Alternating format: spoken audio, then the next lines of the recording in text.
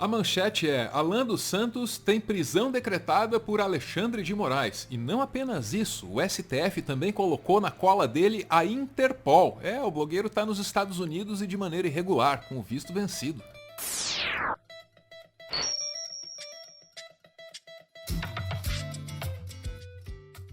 Se vocês fizerem uma pesquisa rápida na internet, vocês verão que a destruição que, por exemplo, a masturbação causa no intelecto.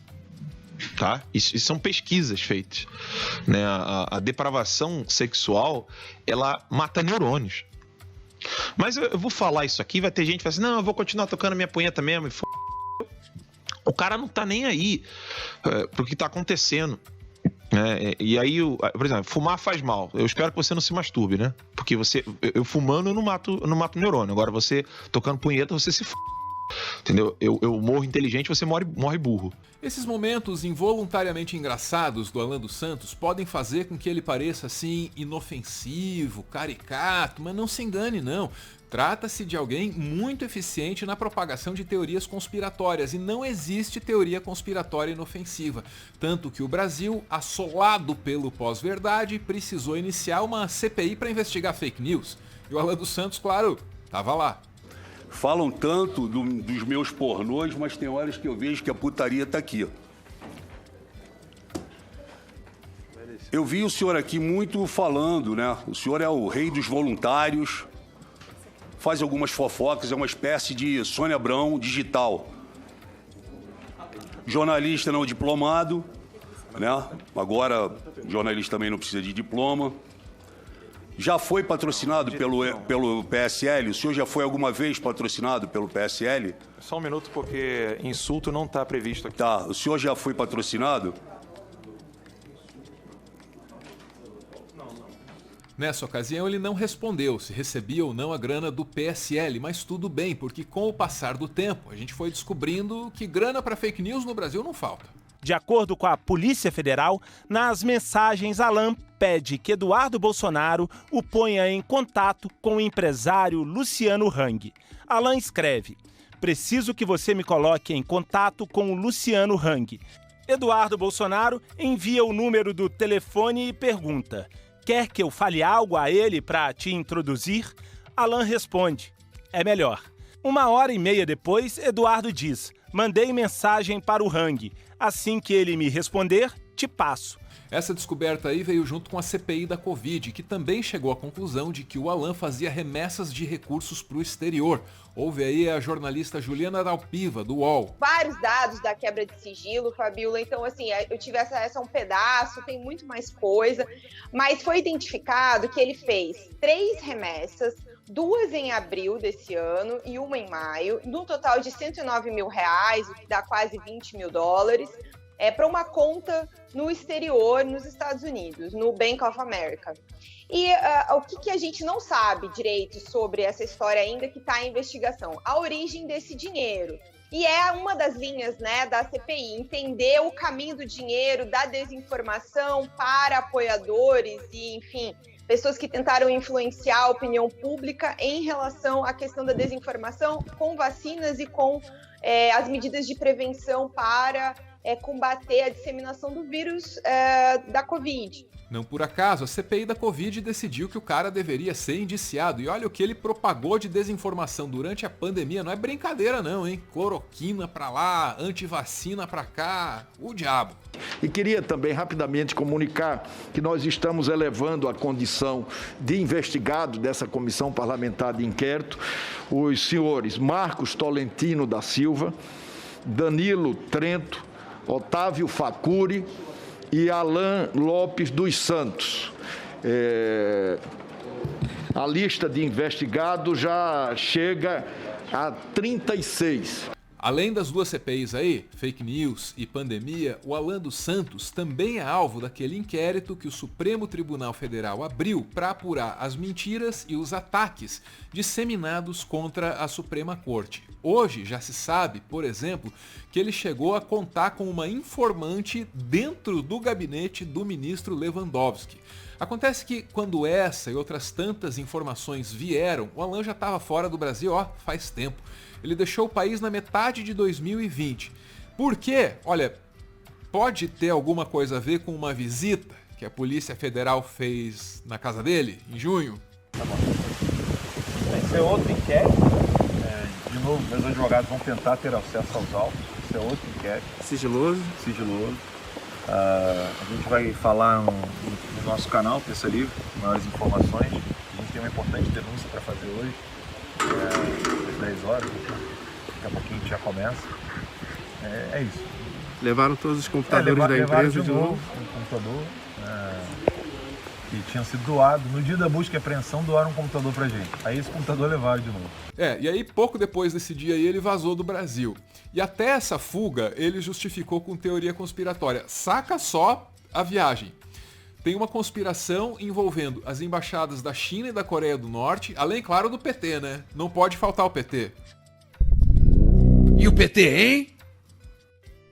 E o Lula? Então é isso aí, China, Coreia do Norte e PT estavam colocando escutas não apenas no Alan dos Santos, mas também no próprio presidente Bolsonaro. Então o Alan dos Santos ele não fugiu do Brasil para não ser preso, ele fugiu do Brasil para não ser morto pelos comunistas. E aí descobriram-se 3 maletas de escuta telefônica no Brasil. Uma na casa do Cacai, que é advogado do PT, entra de bermuda lá no STF. Eu não vou dar aqui o endereço do Cacai, mas existe essa maleta lá na casa do Cacai. O outro endereço é na Embaixada da Coreia do Norte, na QI 25, no Lago Sul. E a outra maleta de escuta está na Embaixada da China. Mas só que eles ainda ficam usando de maneira móvel. Então, por que eu estou dando essas informações? Porque eu já não estou no Brasil. Se eu estivesse, eu estaria com medo de morrer. Essa é a verdade. Porque estamos lidando com criminosos. Eu estou acusando, aqui agora, o Luiz Roberto Barroso de prevaricação. Ele prevaricou. Ele tem uma informação de escuta telefônica vindo de 2 embaixadas. Isso é contra qualquer lei de segurança nacional. E ele não avisou o presidente da República. Então ele prevaricou. Luiz Roberto Barroso prevaricou. E aí você poderia pensar assim, dane-se, quem é que vai levar a sério esse cara aí falando de ameaça comunista, de escuta, de embaixada da Coreia do Norte? Ele tá falando só pra bolha dele, isso aí não dá em nada, né? Jamais que ele ia conseguir emplacar uma história dessas aí na imprensa, por exemplo. O jornalista Alan dos Santos denuncia escutas telefônicas que teriam como alvo o presidente Jair Bolsonaro. Ele afirma ainda que há um plano para tentar votar a cassação do presidente. O blogueiro ainda denuncia que existe um plano para derrubar o presidente Jair Bolsonaro. De um conluio entre o STF, a Suprema Corte, congressistas, para poder forjar, então, uma cassação do presidente Bolsonaro. Tem muita boa vontade ou muito incentivo para acreditar num negócio desses, para propagar uma notícia dessas, principalmente quando você lembra do histórico do Alan dos Santos. Pô, o cara vai de masturbação mata neurônio até Trump ainda é presidente dos Estados Unidos. Tá aí, um clássico. Se é que você ainda não conhece isso, a informação que recebi agora é muito boa. Assustadora, mas é boa.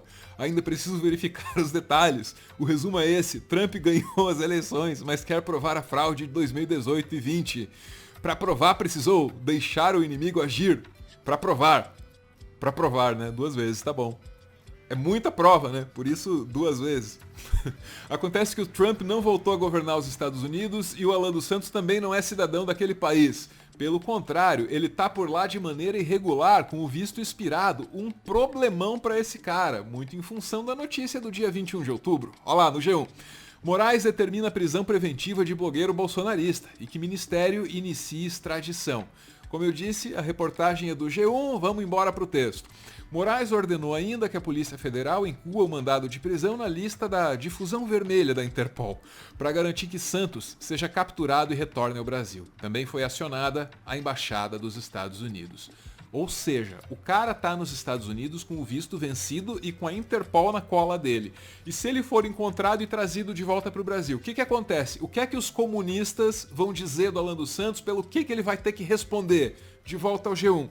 Para a PF, a conduta de Alan dos Santos pode configurar crime de integrar organização criminosa, ameaça, crime contra a honra, incitação à prática de crimes, entre outros. A delegada Denise Ribeiro, da Polícia Federal, afirmou que um fato relevante é que, embora Alan Lopes dos Santos se apresente como um dos principais articuladores e interlocutores do grupo, atuando, entre outras frentes, na criação de grupos de discussão e no agendamento de reuniões, na instigação de agentes públicos a agir contra a lei, na difusão de teorias conspiratórias voltadas a desacreditar pessoas ou instituições, sua aderência à associação identificada se faz mais por motivos venais, utilizando o caminho do agravamento da polarização político-ideológica, com o principal objetivo de fazer dinheiro.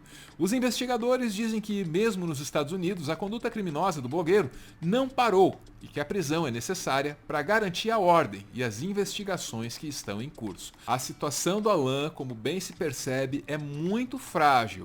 E não é nada pessoal não, mas eu já vinha falando disso há um bom tempo. Como é que eu vou levar a sério o canal Meteoro Brasil? Não dá, né? Não dá mesmo. Dizem que quem avisa amigo é. Eu não sou amigo do Alan dos Santos, de jeito nenhum, longe disso. Mas eu já tinha dito, né, que às vezes a terça é livre, aí na quarta o visto expira, na quinta a prisão é decretada, daqui a pouco quem grita sextou é o Xandão. Para continuar fazendo conteúdo e quem sabe expandir o projeto, o Meteoro depende de contribuições. A chave Pix do canal é essa aí, pixmeteoro@gmail.com. Você pode ajudar, mas claro, só se você quiser. Muito obrigada por ver esse vídeo até o final.